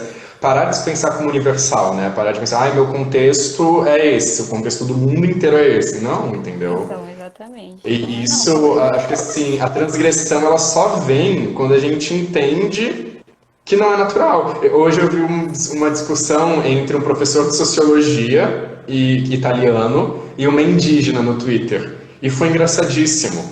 Porque ele estava falando, né? Porque o conhecimento, porque a moral, porque o conhecimento europeu, a moral europeia, porque você está se pensando enquanto você está se pensando enquanto uma pessoa universal. E aí você acha que a sua fala é revolucionária, porque você tem toda a teoria marxista, e eu sou marxista, não tem problema nenhum com isso. Você tem a teoria marxista, puta que pariu, mas enquanto você pensar que a sua cultura e a sua identidade, elas são universais, você não está revolucionando de verdade, você só está fazendo quando mais punhetismo um tipo de intelectual. violência, né? Sim, é só punhetismo Você intelectual.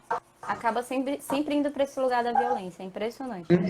Sim. E aí eu vou aproveitar e falar um pouco sobre a performance vácuo, que parte desse lugar. O que me incomodou, inclusive vou usar como um ótimo exemplo nesse lugar de criadora transgressora, porque a vácuo foi o meu primeiro trabalho independente. É uma performance que ela surgiu através de uma provocação dentro do Gaia, núcleo artístico, e com a direção do Luiz Lerro, que é todo mundo ali, gente. Pô, amo vocês, gratidão por existirem.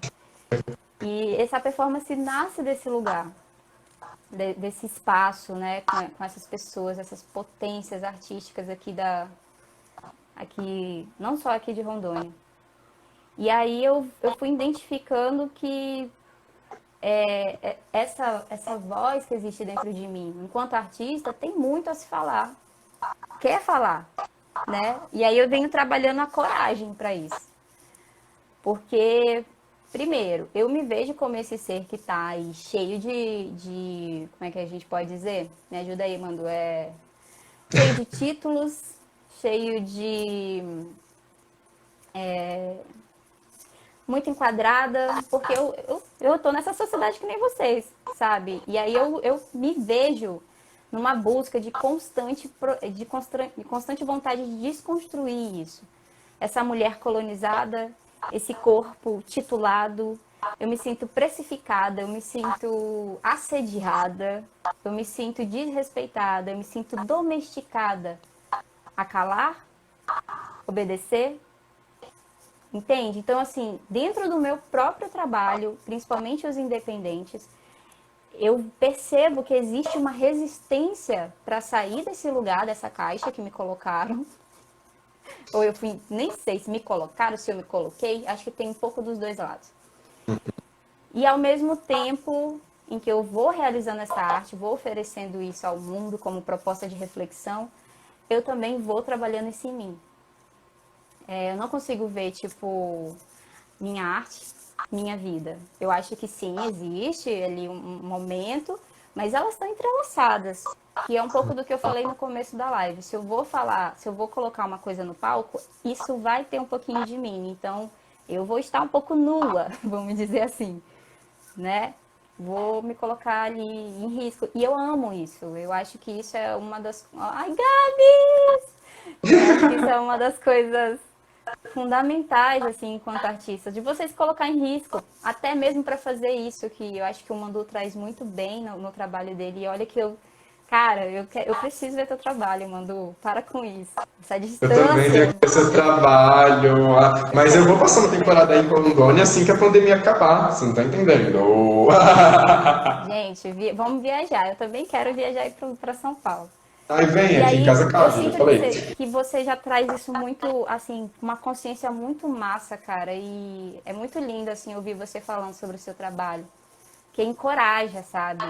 E a gente tem histórias bem diferentes, né? Em relação de maturidade artística, eu acho que você tá, assim, bem mais resolvidos. Mas não tô falando assim, mais ou menos. Só é a diferença, sabe? Existe essa diferença. E é muito interessante trocar. Até porque não existe mais e menos, melhor e Não. pior na arte, né? Isso não existe. Exato. Por exemplo, esse contexto que você tem, eu achei incrível. Tipo, você entrou no teatro bem quando você está no ápice da sua adolescência, da sua puberdade, que é a fase de mais incertezas da nossa vida, né? Tipo, Mano, Gente, realmente, né?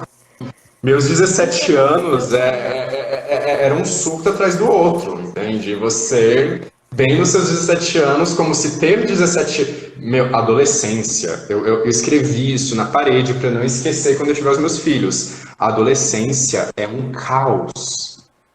A Mas é adolescência mesmo. é um Dizem que pandemônio. se você passa pela juventude, pela adolescência, você sobreviveu. A Sério. adolescência é um caos. Então, assim, eu É imagino como perigoso. se a adolescência já não fosse um bicho louco demais para encarar, tu ainda foi buscar mais. Fui, mano. Eu E a fui. Eu tô te gente, e a falando que eu me gente... joguei. E eu sou dessas, entendeu? Eu sou dessas. Eu vou numa coisa, eu me jogo de cabeça e vai. É intensidade mesmo. E Não, eu deve ter sido gosto lindo. disso. Deve ter sido muito lindo. Porra, saudades, ó. Mas aí, tamo aí, 2020. Meu Deus do céu. E a Vácuo, a performance Vácuo, ela me colocou muito nesse lugar de risco. E aí, nossa, eu tenho assim um afeto por essa performance, gente. Inclusive, vou fazer propaganda mesmo. Isso aqui está aqui porque daqui a pouco vou trabalhar nela. É, eu fui selecionada dentro do Festival de Arte e Cultura da Unir, que vai ser apresentado nesse formato online, né? E aí vai rolar em agosto. Fiquem ligados, por favor, nesse festival maravilhoso. É muito legal. E aí eu vou apresentar essa performance lá. Inclusive, já já vou trabalhar um pouquinho nela. Mas eu tenho muito afeto por essa performance porque ela me colocou muito para perceber a potência que é você se olhar enquanto artista criador capaz de transgredir. Entende? E aí vai muito de um lugar de acreditar em você mesmo, de ter uma autoconfiança sendo trabalhada constantemente, muito estudo, muita pesquisa, muita coletividade, porque engana-se quem pensa que o artista independente faz tudo sozinho. Gente, impossível, impossível. Inclusive o Gabriel Ramos que está aqui, beijo, meu amor. Beijo, Foi meu lindo, uma saudades. pessoa fundamental no processo de vácuo, porque ele estava dentro do processo em que a gente estava criando, Que legal. também criando dele e tal, mas a gente saía dos ensaios, cara, eu lembro disso, olha, vou chorar. A gente saía dos ensaios e ficava conversando, ele ia lá para casa, a gente ia de bike, e aí a gente trocava ideia e tal, então assim, foi muito rico o processo criativo de vácuo, e aí eu acho que isso foi importante para justamente eu perceber a potência que é você botar fé naquilo que você faz, que é um pouco do que eu vejo que o coletivo Banzeiros Cênicos traz, assim, né? Acho que ele coloca a gente nesse lugar de perceber a potência desses artistas independentes.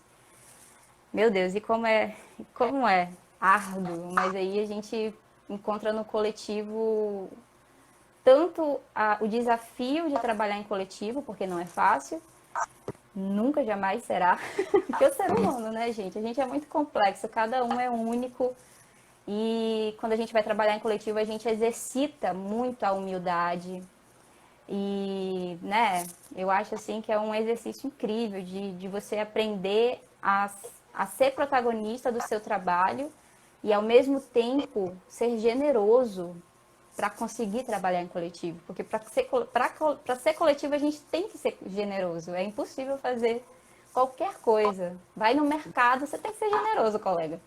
E tem que Entendeu? ter É o rolê. E o tudo que é coletivo, eu coletivo. gosto do coletivo porque ele traz a coisa de revelar as minhas hipocrisias. O coletivo, ele traz as contradições O individuais para serem espelho. tratadas, entendeu? O Então, assim, você está num espelho. coletivo, se você for uma pessoa, você pode ter o discurso que for, se a sua prática não bater com o discurso, no seu coletivo aparece. É verdade. Entende? E isso é A muito doido. O coerência, né? coletivo, ele expõe as nossas contradições. E tá tudo bem ter contradições, nós somos seres contraditórios. Só que o nosso. Meu, é isso, sabe? Eu lembro de uma vez que uma diretora ela olhou para mim e ela falou: se você tem tanto medo de ser visto como um mau ator, você não é tão livre quanto você pensou que fosse. Porque ela me mandou fazer uma cena em que eu meio que propositalmente atuava mal. E aí, meio que eu atuava mal e estava dentro de um contexto de eu fazer um ator ruim. E eu falei, meu, se eu fizer isso, todo mundo vai pensar que eu sou um ator bosta, sabe? E aí ela falou, você tá tão preocupado com as pessoas, sabe? Você fez esse personagem, Mandu? Chegou a fazer? Você chegou a Fiz, fazer? não, eu nunca diria não. Eu nunca diria não para um diretor. Só que o nosso ego, né? De ator, ele bate lá. Tipo, todo mundo fazendo umas atuações absurdas e ela querendo que eu fizesse uma coisa que é ruim. Tinha aí ela ficou tipo, você tem medo de ser ruim? Então você já é, assim, né? Você já é ruim. Então tá tudo bem. Meu, Cara, a gente precisa muito a pessoa trabalhar que essa mais me questão deu do erro. A pessoa que mais me deu força no teatro foi uma pessoa que olhou pra minha cara e falou: Você é um ator péssimo. Para ser medíocre tem que melhorar muito. Mas você ainda acredita no caminho. Então, assim, a coisa mais difícil hoje não é, ter atores excepcionais, é ter atores que tenham força de acreditar no caminho. Pois é, cara. Então, Infelizmente eu é. acho que só o coletivo te dá esses confrontos, entendeu? Uhum. De tipo, não, mas como assim? Tá todo mundo fazendo cenas incríveis, eu vou fazer essa merda. Tipo, todo mundo vai olhar pra mim e falar que eu sou um ator merda. Nossa, você que é a pessoa que viu, né, os julgamentos do outro não me atingem porque eu vivo num não lugar de inconformidade, onde eu não ligo para as titulações da sociedade, mas você tem medo de ser visto como um ator ruim.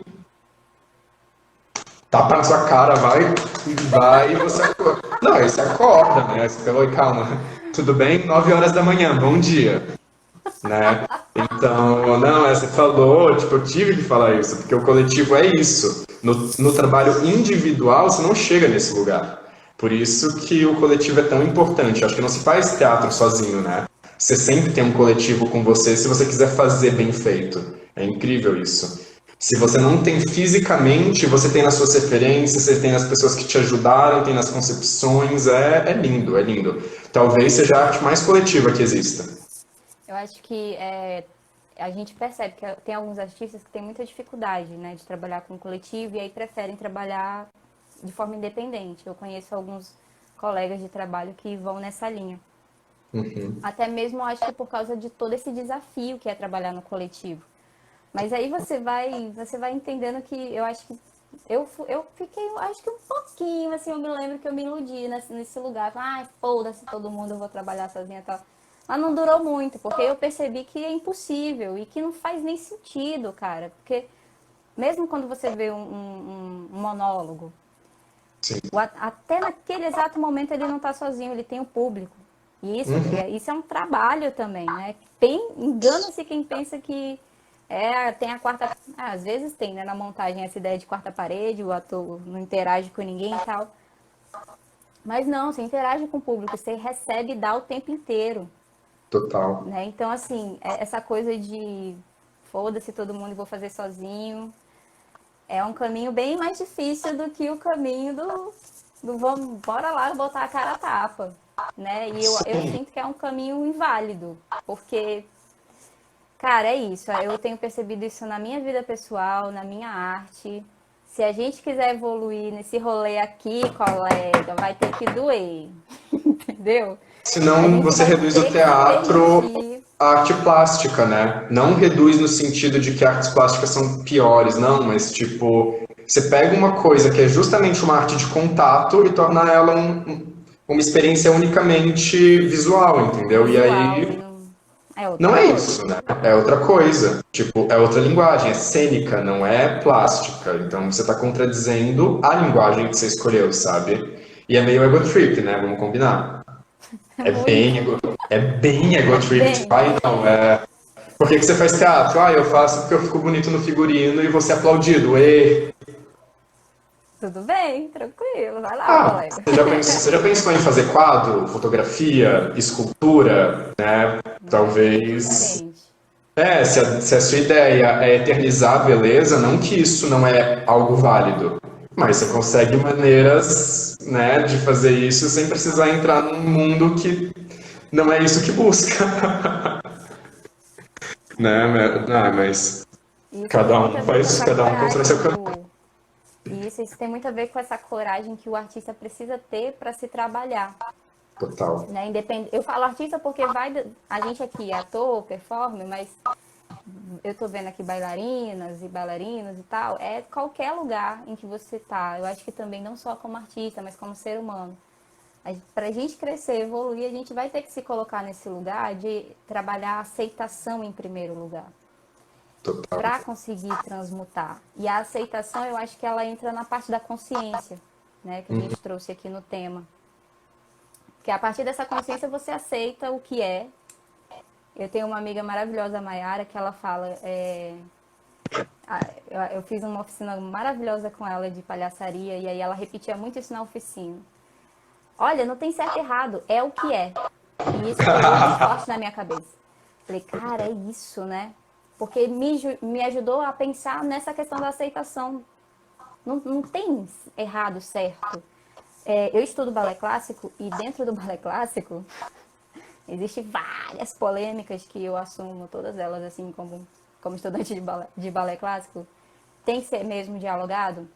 Mas uma delas que eu acho que é muito ruim, que eu identifiquei de cara quando eu retornei a estudar, porque eu comecei com 8 anos, depois eu fui fazer com 20 e pouco, é que dentro do balé clássico existe uma cobrança enorme de perfeição, de fazer o exercício, porque perceba bem, o estudo do balé clássico ele vai pelas aulas, principalmente, né? A prática, você vai estudar a teoria e tal, mas é prática, é aula.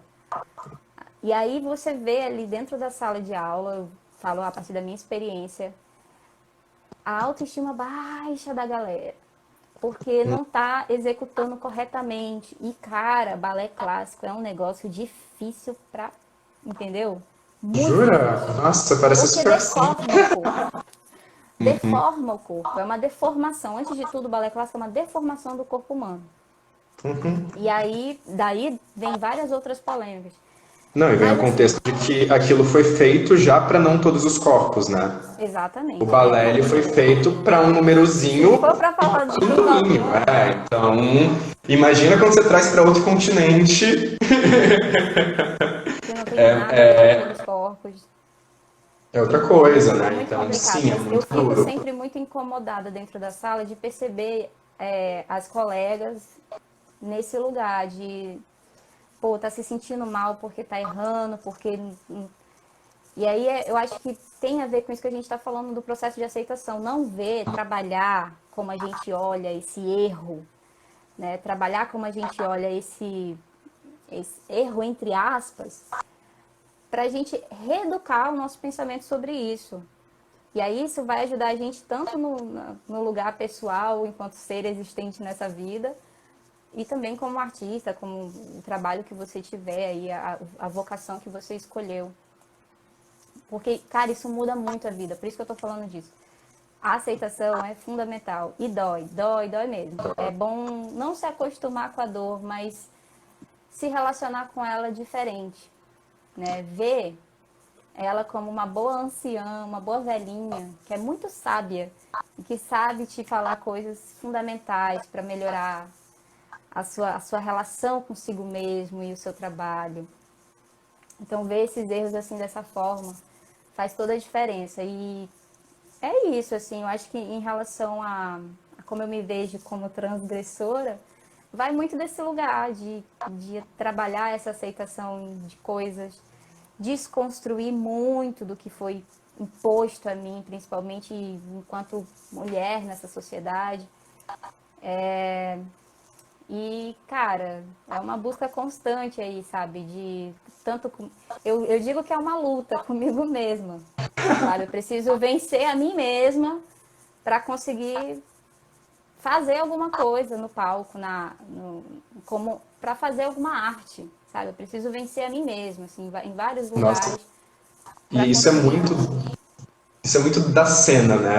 A sua luta é sempre com você mesmo. Porra, Tipo, se a culpa é sua.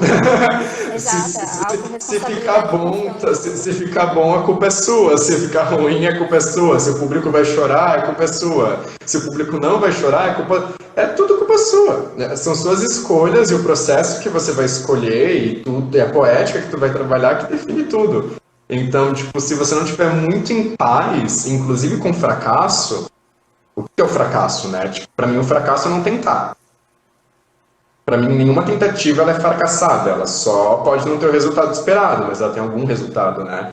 Então, tipo, esse lugar da aceitação, eu acho total. Eu tenho uma visão muito budista disso, né? A dor não é errada. A gente que criou a visão de que a dor é errada. A dor ela é só uma antítese para o prazer, né? A alegria é só uma antítese para a tristeza. Só que ninguém pode viver num estado eternamente, a gente transita e a gente tem que começar a encarar esse trânsito como que ele é natural, inevitável. Até porque uma coisa dá significado à outra, a alegria não tem sentido se não tiver tristeza, né? Então acho total isso de matar a si mesmo para mim é a gênese do ator, né? Porque se você não consegue entender que você é um subproduto de uma sociedade completamente limitatória e começar a se questionar nessas categorias, sei lá, homem, racializado, bissexual, cisgênero, bababá, mulher, branca, heterossexual, bababá. Se você não começa a matar isso dentro de você mesmo, você não tem nenhuma possibilidade de modificar o mundo. Se você não consegue se libertar nem de você mesmo, sabe? Uhum. Isso é muito louco, isso é muito louco. Nossa, dá umas dor de É a cabeça, vida, né? gente. Chora não. Então, ele não chora, calma. Faça, Chora não, que a mamãe natureza não dá sobremesa. Já disse quem, Caetano quem tá Veloso. aqui vai estar na terapia, né? Fazendo call com a terapeuta. Adoro terapia, gente. Façam, por Façam favor. terapia o tempo todo, o tempo todo, o tempo todo. Nossa, beijo pra minha terapeuta. Ai, se não fosse ela. Posso Se dizer não mesmo, fosse com ela. certeza. Ô, Ai, colega. essa troca foi maravilhosa pra mim, jogou meu astral lá em cima. Ai, que delícia! Amo. Muito obrigada, A Manu. Que bom que é Resina recíproco, disse, mano. Você é a incrível, Resina tô tá dizendo isso fascinada. aqui tá sendo a terapia. Na falta de um bar, vem aqui pra live terapia, Total, colega. total. Se tivesse Entendeu? um vinho, tava perfeito. Ah, Ai, mano, eu fiz um gente, chá de rolê do camomila porque eu Banzeiro. tava Rolê muito do Banzeiro, nervosa. rolê do Banzeiro. Quando eu for aí pra Rondônia, eu vou estar em Rondônia, o Rafa vai estar em Rondônia, a Manara vai estar em Rondônia, a Andressa vai estar em Rondônia. Quem chegar na Vai ser gente assim. primeiro. Então tu já sabe, né, que sou eu tô aqui. Não vou deixar não, rolê do, colega, ó. Ba- Ninguém mais faltou, rolê, sou eu mesmo. rolê Vou do levar, sabe Banzeiro pra pós-pandemia, onde? vem aí. Lá pro Beco do Sapateiro, colega. Nossa, eu quero ir pro meio do mato com Famosinho. vocês pra fazer só Deus sabe o quê. Eu quero ver quem é que nunca, quem é que já foi pro Beco do Sapateiro. Diz aí pro Mandu, se não é, é certo, colega. Se ele quiser conhecer Porto Velho, ainda mais bar, é Beco do Sapateiro. Ah, Não tem então outra. vamos? Entendeu? É isso Ai, mesmo. Olha, de lá adorei. nasceu um texto meu, que é a minha primeira dramaturgia escrita, né? Que eu não vou falar muito porque eu pretendo jogá-la logo, mas está sendo trabalhada. E aí veio esse texto maravilhoso. Então, assim, é muito rico, cara, e é incrível. Ele tem um clima de uma Porto Velho antiga, assim, nem tanto antiga, mas que foi, como é que eu posso dizer? Ai, sabe aquele processo legal que as prefeituras e governos horríveis conseguem fazer de higienizar os ambientes? Eu Pois moro é, em a São gente Paulo e tinha. você me pergunta isso. Olha, pessoa, é verdade, você Eu sabe moro no disso. governo Dória e você tá me perguntando se eu sei Não, de a higienização. gente tinha um negócio muito, muito legal, que eram uns bares na beira do Rio Madeira, quando nem tinha usina hidrelétrica. E aí, cara, era um rolê, assim, eu tenho muito rico na memória de criança, pré-adolescência. E aí, o Beco do Sapateiro, ele traz muito essa energia, porque quando eles tiraram a galera de lá, né, para fazer as reformas, eles levaram para um ponto próximo que fica no centro da cidade. E aí, lá está o Beco. Eu não sei se o Beco é daquela época, mas ele tá ali num conjunto dos bares que saíram desse lugar da beira do rio para lá. Então a energia, assim, é bem dessa Porto Velho antiga Memória que eu. do espaço, né? É a memória do lugar. Isso é Isso, muito doido, a memória do exatamente. Faz espaço. parte da Sei, memória, com certeza. sei bem como é. É tipo os teatros antigos aqui de São Paulo, eles têm um pouco dessa vibe, né? Tipo, a memória do espaço, eles te remetem a um outro lugar, em total. É, eu acho que a gente pode ir se encerrando, porque já são 9h46 e daqui a pouco essa live vai encerrar também. E eu queria agradecer a todo mundo que veio aqui com essa mulher maravilhosa e com a minha humilde presença paulistana também, né? Falar que a minha cara de cansada é por causa da luz, eu sou fotofóbico, então às vezes eu fico com o olhinho assim, mas é por causa da luz, eu sou um bichinho da noite. Só vejo um ser muito lindo na minha frente, não vejo nada cansado. E Mas se deve alguém trabalhar o tiver dia todinho, que eu já tô sentindo que tu é dos que trabalha muito. E quem tiver alguma dúvida, alguma pergunta, pode deixar aí nos comentários, pode mandar no direct. Tem as nossas páginas no Banzeiro também com todo o nosso conteúdo, então o link está na bio, é banzeirocênico.com.br. E também queria falar que eu e o Rafa, que é aqui do Banzeiro também, a gente está com uma pesquisa muito interessante, que é o núcleo Abantesma. Abantesma é ABANTESMA. Então, tipo, também, se vocês forem no meu perfil pessoal, vocês vão achar coisa pra caramba lá. E essa pesquisa é muito interessante porque ela brinca um pouco com essa coisa do lugar, porque tem o Will, que é um amigo nosso que acabou de entrar, ele é arquiteto e fotógrafo, então ele tem muito essa pesquisa dos espaços e a memória dos espaços. E tem o Eli, que é da literatura, o Rafa, que é da performance, da videoarte, do teatro, eu que sou do teatro, da performance.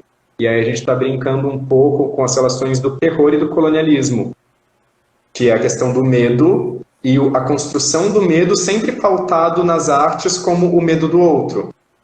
E aí a gente pensando, mas que outro é esse ao longo da história no cinema, na literatura, nas artes visuais, né? Será que eu sou outro? Será que eu sou esse outro? Essa representação demoníaca sou eu? E aí a gente vai entendendo o terror, né, e o medo como instrumentos de controle dessas caixinhas, né, que a gente se coloca.